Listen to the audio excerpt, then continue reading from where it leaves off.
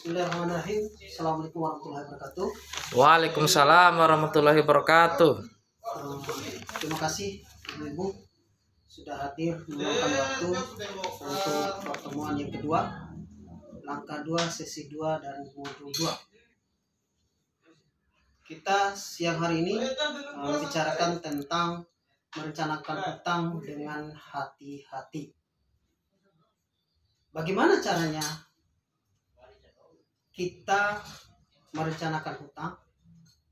Mungkin ibu-ibu ada pengalaman, ada pertanyaan, silakan.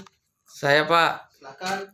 Jadi biasanya Pak, kalau saya mau menghutang itu tinggal pergi saja ke rumah tetangga yang orang kaya itu Pak, pinjam aja sama mereka walaupun bunganya agak besar. Oh begitu ya. Tapi itu sah-sah saja kalau seandainya tidak ada langkah-langkah yang bisa membantu kita. Kalau dengan bunga yang besar itu sama halnya mencekik diri kita. Tapi bagaimana caranya kita memilah dan memilih tempat berhutang. Nanti kita akan bahas lebih lanjut tentang itu. Untuk itu mari kita lihat video, kita putar video dan kita bahas bersama. Ya, ibu-ibu ya. Iya Pak. Sebentar kita akan bahas dulu. Kita akan putar dulu videonya. Iya Pak. Sudah Pak? Ya, sudah selesai? Ya sudah. Ya. Dari film tersebut atau dari video tersebut, masalah apa yang dihadapi oleh Ibu Lili? Silakan, ada yang bisa menjelaskan? Saya Pak. Oh silakan. Jadi saya nonton dari tadi Pak, kayaknya Ibu Lili itu punya masalah keuangan Pak. Benar sekali. Mungkin ada yang lain? Saya Pak. Ya. Bu Lili nggak mampu bayar obat rumah sakit buat anaknya Pak. Benar sekali. Jadi jika kita tidak rutin menabung dan tidak dapat mengendalikan keuangan, maka kita akan selalu berhutang. Makanya berhutang itu harus juga berhati-hati dan tempatnya di mana. Nah, hutang yang tidak dikelola dengan baik dan cermat maka akan membawa masalah dalam keluarga. Tentunya ibu-ibu berhutang ini pun akan ada masalah buat kita kalau tidak kita kelola dengan baik dan cermat. Ada 5 hal yang harus diperhatikan sebelum kita berhutang. Nah, yang pertama adalah untuk apa kita perlu berhutang? Nah, mungkin ibu-ibu, setiap orang pasti punya persoalan dengan keuangan. Mungkin ada pengalaman ibu-ibu yang lebih banyak tahu tentang keuangan. Silakan. Saya Pak. Saya itu Pak biasanya berhutang itu buat Pak, buat beli baju baru Pak kalau lagi lebaran itu. Oh begitu ya. Itu sah-sah saja kalau seandainya kebutuhan yang lain sudah tertutupi. Tapi berhutang itu untuk memenuhi kebutuhan, bukan keinginan dan untuk kegiatan produktif atau untuk modal usaha. Nah, kalau seandainya kita berhutang, tentunya kita harus pikirkan ya, apakah itu bisa kita bayar sesuai dengan kemampuan kita atau enggak. Karena berhutang pun akan jadi masalah. Kan lebih baik berhutang itu adalah bagaimana buat modal usaha untuk bisa menutupi kebutuhan kita yang lain. Dan langkah yang kedua adalah apa ada cara lain yang dilakukan sebelum kita berhutang. Mungkin ada cara-cara ibu-ibu lah yang sering berhubungan dengan kebutuhan, tentunya ada cara-cara tersendiri. Mungkin silakan. Saya Pak. Pak, ya kalau masih ada tabungan ya kita pakai dulu tabungan Pak. Oh iya, benar sekali, sangat benar sekali. Kalau masih ada cara lain, kita jangan berhutang. Misalnya kita ada tabungan, tetap pakai dulu tabungan itu. Nah, misalnya kalau ada aset kita yang lain, ya kita bisa jual, kita gadaikan berapa besar yang kita perlukan. Nah, di sini harus ibu-ibu pahami bahwa sebelum kita berhutang, misalnya ada aset, entah motor ada BPKB-nya, entah sawah kita gadaikan sebelum kita berhutang. Kalau seandainya itu ada, ya nggak usah berhutang, kita gadaikan saja dulu. Ya, ibu-ibu. Iya Pak. Nah, untuk langkah yang ketiga adalah berapa besar yang kita perlu berhutang. Nah, mungkin ibu-ibu juga kadang-kadang berhutang itu kadang-kadang semaunya, tapi tidak sesuai dengan kebutuhannya. Mungkin ada pengalaman ibu-ibu tentang berhutang, silakan.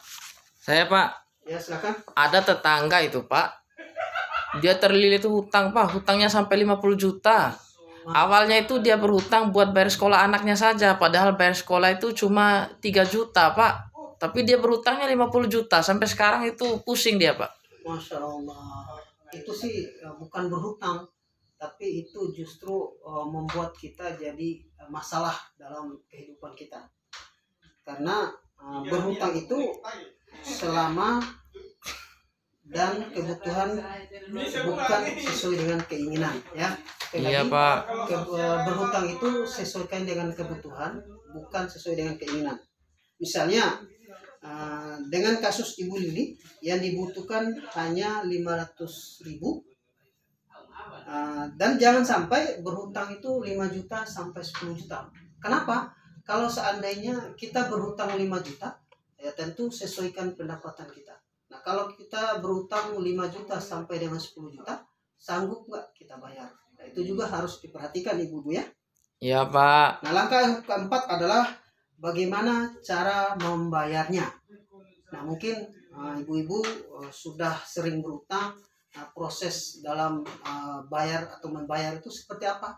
Mungkin ada pengalaman, kita berbagi pengalaman. Silakan. Iya Pak. Saya itu Pak, tetangga saya tadi yang saya ceritakan tadi Pak. Dia itu bingung Pak cara membayar hutangnya. Padahal gaji suaminya itu cuma 1 juta Pak. Sedangkan cicilan banknya itu 3 juta per bulan Pak. Sampai sekarang dia bingung nggak bisa bayar itu Pak. Waduh, oh gitu ya. Nah, ini yang kita harus perhatikan, karena jangan sampai pendapatan kita itu lebih besar daripada kita utang. Nah, kalau itu sudah terjadi, justru yang kita pikirkan setiap saat, setiap waktu itu hanya bagaimana cara membayar utang. Karena berhutang itu sesuaikan waktu pengembalian pinjaman, sesuaikan dengan pendapatan kita. Karena memang kalau kita hutang katakanlah 3 juta, pendapatan kita 1.500.000. Nah, 1.500.000 itu bagaimana cara kita mendapatkannya? Kalau seandainya pendapatan yang dalam lingkungan keluarga itu tidak sesuai dengan seperti itu. Itu sih bukan mau berhutang, tapi justru mau menyiksa diri sendiri. Ya Bu ya? Iya Jangan Pak. sampai hutang itu lebih besar daripada pendapatannya. Iya Pak. Nah, yang kelima adalah di mana kita dapat berhutang. Ya, mungkin ibu-ibu berhutang itu biasanya di mana gitu. Tapi mungkin di sini ada pengalaman ataupun ada yang pernah melakukan seperti itu. Silakan. Saya Pak. Ya, silakan. Jadi selama ini kita tuh kalau berhutang Pak, pergi ke rentenir Pak, ambil 1 juta, kembali 1.500.000 Pak. Soalnya gampang kalau hutang ke mereka Pak, nggak perlu gitu ya. Ya Pak. Berarti di tempat lain nggak ada atau bagaimana sehingga harus berhutang kepada rentenir? Ada sih Pak, di bank itu kalau ambil 1 juta itu bunganya cuma 100.000 Pak, cuman ribet Pak, syarat-syaratnya harus, saya nggak tahu cara ngurusnya Pak. Oh begitu ya. Nah, makanya kalau seandainya berhutang ya, kita harus lihat tempatnya. Pilih tempat yang terkecil, misalnya bank, terus si koperasi, terus si arisan. Misalnya katakanlah berhutang atau meminjam itu 1 juta. Nah, bagaimana kita caranya memilih yang paling terkecil bunganya? Jangan melihat gampang dapatnya. Kalau rentenir memang iya, hari ini kita minta, jam ini pun sudah langsung mereka kasih. Karena apa? Mereka tuh dengan gampang, dengan seenaknya lah, berpatok berapa yang kita harus kembalikan. Tapi kalau sudah di bank, di koperasi, itu saya lihat sesuai dengan prosedurnya, tidak melebihi daripada target hutangnya. Ya, itulah ibu-ibu cara dan bagaimana memilih tempat berhutang. Nah, di mana sekali lagi bisa sedikit saya simpulkan adalah berhutang itu sesuai dengan kebutuhan, bukan keinginan. Iya, Sekali Pak. lagi, tolong digarisbawahi, berhutang itu sesuai dengan kebutuhan, bukan keinginan. Demikian. Wassalamualaikum warahmatullahi wabarakatuh. Waalaikumsalam warahmatullahi wabarakatuh.